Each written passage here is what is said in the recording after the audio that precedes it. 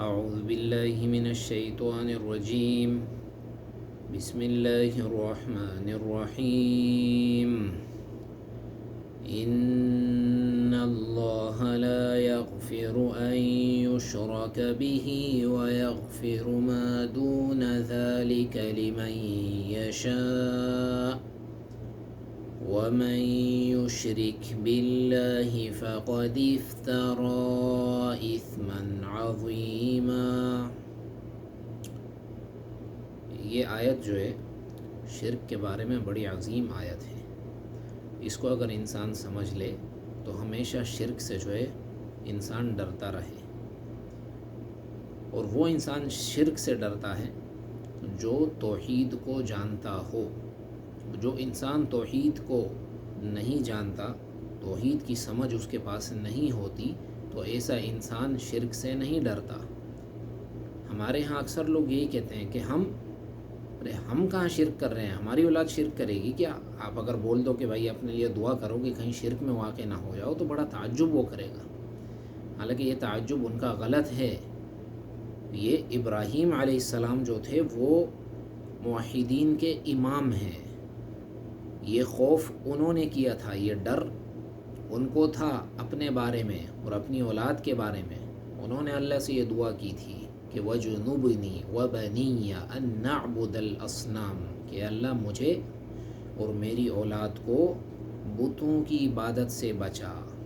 چھوٹے شرک سے بھی نہیں، بڑے شرک کا ذکر کر رہے ہیں۔ ہمارے یہاں کسی کو آپ کہہ دو کہ اپنے لیے دعا مانگو کہ کہیں بتوں کی عبادت میں نہ پڑ جاؤ، تو بولے گا لو بھائی کوئی اور بات کرو، ہمارے بارے میں ہم تو موحد ہیں، ہم تو تعجب کرے گا آپ کی بات سے۔ یہ اس لیے کہ اس کو جو ہے توحید کی جو بندے کے اوپر نعمت ہے، اس کا اس کو اندازہ نہیں ہے۔ اس کو اندازہ نہیں ہے کہ یہ مجھ سے چھن سکتی ہے، اس لیے اس کو ڈر بھی نہیں ہے۔ تو بڑا عظیم گناہ ہے یہ شرک۔ شرک کی حقیقت کو سمجھنا چاہیے۔ شرک کیا ہے؟ تسویت غیر اللہ باللہ فی بشیء من خصائص اللہ،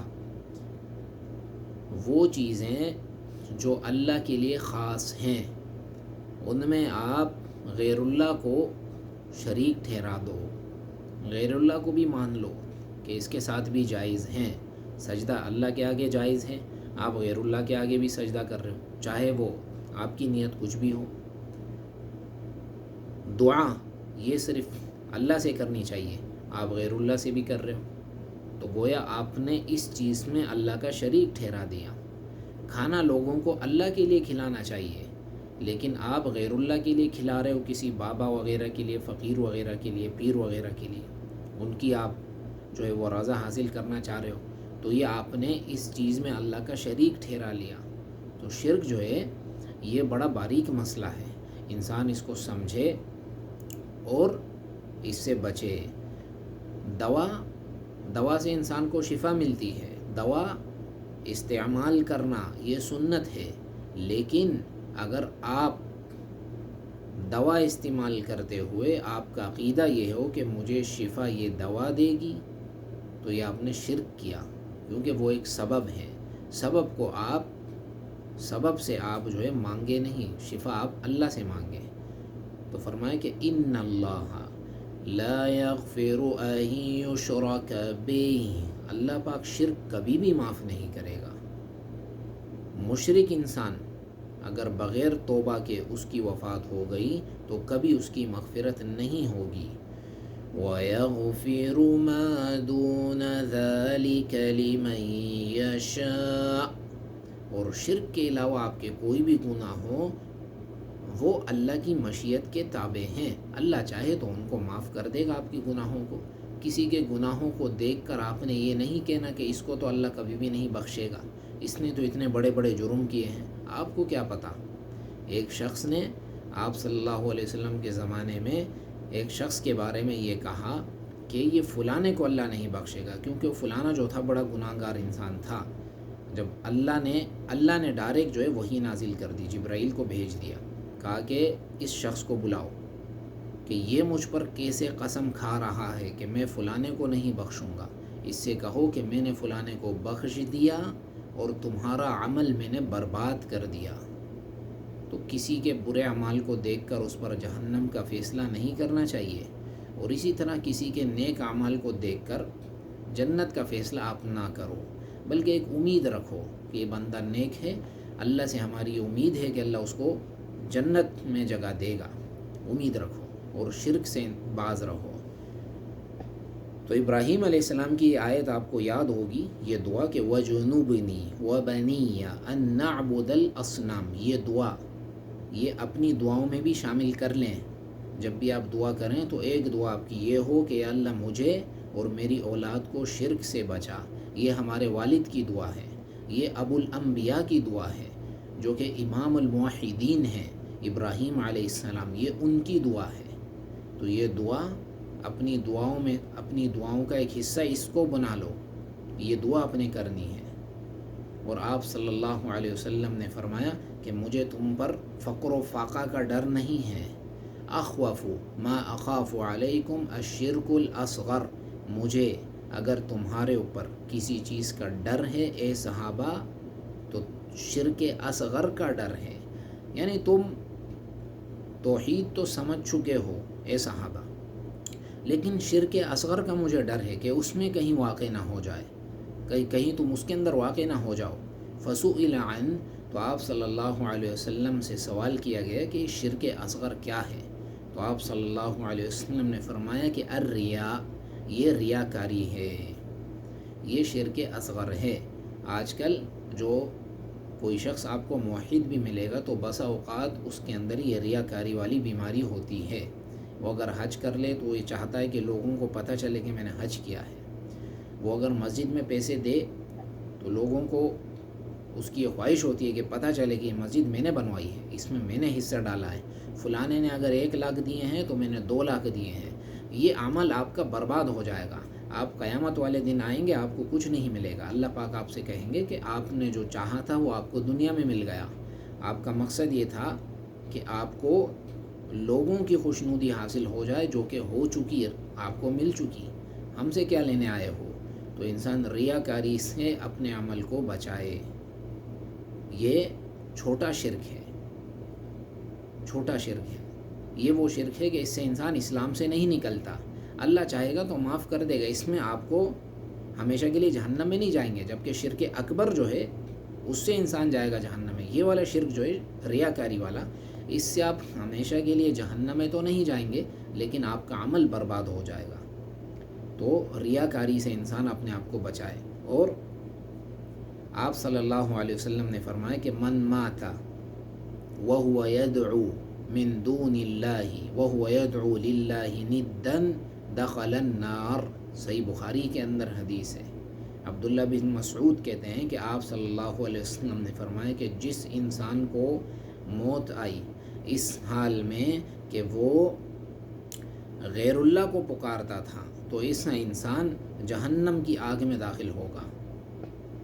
اب غیر اللہ کو آپ کسی لیے بھی پکار سکتے ہو تو وہ شرک ہوگا کہ آپ اس سے دعا مانگو، آپ اس سے شفا مانگو، کیونکہ اولاد نہیں ہو رہی، فلانے کے مزار پہ چلے جاؤ، ان کے جو ہے نذرانہ چڑھاؤ، نظر مانو، منت مان کے وہاں پر پوری کرو وغیرہ وغیرہ، یہ چیزیں کرو، یہ شرک ہے۔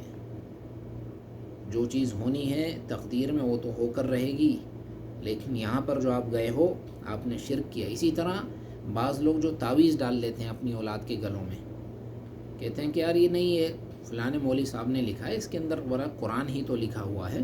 حالانکہ یہ بات یاد رکھیے، میں نے خود کافی تعویذ میں نے کھولے ہیں جس کے اندر قرآن نہیں ہوتا، بلکہ ابجد حوض کے جو حروف ہیں وہ انہوں نے لکھے ہوئے ہوتے ہیں، یا دوسری کوئی جو جادوگروں کی جو زبان ہوتی ہے وہ انہوں نے وہاں پر لکھی ہوتی ہے، یا اس میں شرک ہوتا ہے، یا جبرائیل یا میکائیل فرشتوں کے نام ہوتے ہیں۔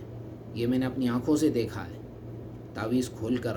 ہر تعویذ کو ہر انسان کو کھولنا بھی نہیں چاہیے، بعض تعویذوں میں جادو ہوتا ہے، کوئی کھولنا ہی چاہتا ہے تو اس پر قل جو صورتیں ہیں قل پڑھ کر قل اعوذ برب الناس یہ پڑھتا جائے، پھونکتے جائے اور ایک ایک کھولتا جائے، اس کے بعد اس کو یا جلا دے یا پانی میں اس کو ڈال دے کہ اس کا لکھا ہوا مٹ جائے۔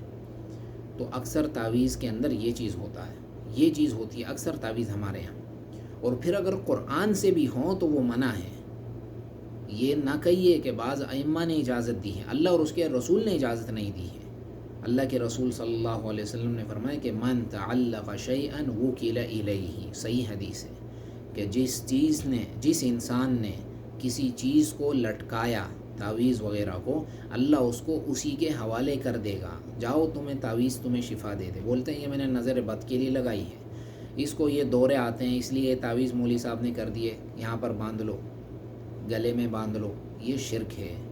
تو یہ کام انسان نہ کرے۔ امام ابراہیم النخعی جو کہ امام ابو حنیفہ کے استاذ ہیں، صحابہ کے شاگرد ہیں، وہ یہ کہتے ہیں کہ کانو یکرہون التمائم من القرآن ومن غیر القرآن، کہ تابعین جو تھے صحابہ کے شاگرد تعویذوں کو حرام سمجھتے تھے، چاہے وہ قرآن والا تعویذ ہو یا غیر قرآن والا تعویذ ہو۔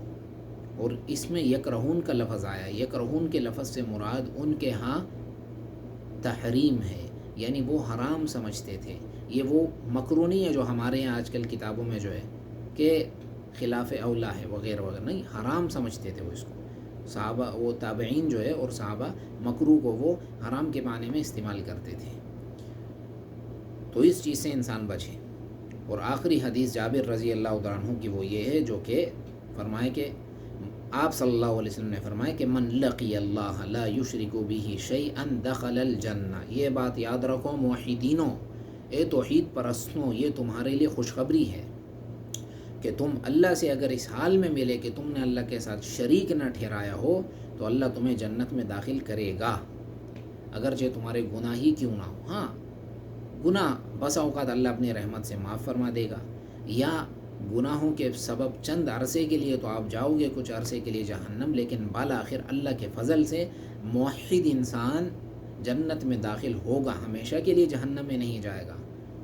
اور ایک حدیث میں آتا ہے کہ مشرک لوگ اللہ کے مومن بندوں کو طعنہ دیں گے کہ تم دنیا میں کہتے تھے کہ یہ لا الہ الا اللہ پڑھو، اس کے تقاضوں کو پورا کرو وغیرہ وغیرہ، آج تم بھی ہمارے ساتھ یہاں ہو، ہم بھی یہاں ہیں، تمہیں تمہارے کلمے نے کیا فائدہ دیا؟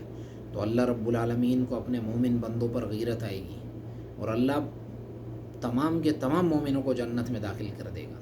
تو اللہ کا فضل جو ہے بڑا واسع ہے، اللہ کے فضل سے نا امید نہیں ہونا چاہیے، اور خود بھی انسان توحید پر عمل کرے اور دوسروں کو بھی جو ہے توحید کی جو ہے دعوت دے، اور شرک سے انسان لوگوں کو ڈرائے۔ واللہ اعلم وصلی اللہ علی نبینا وسلم۔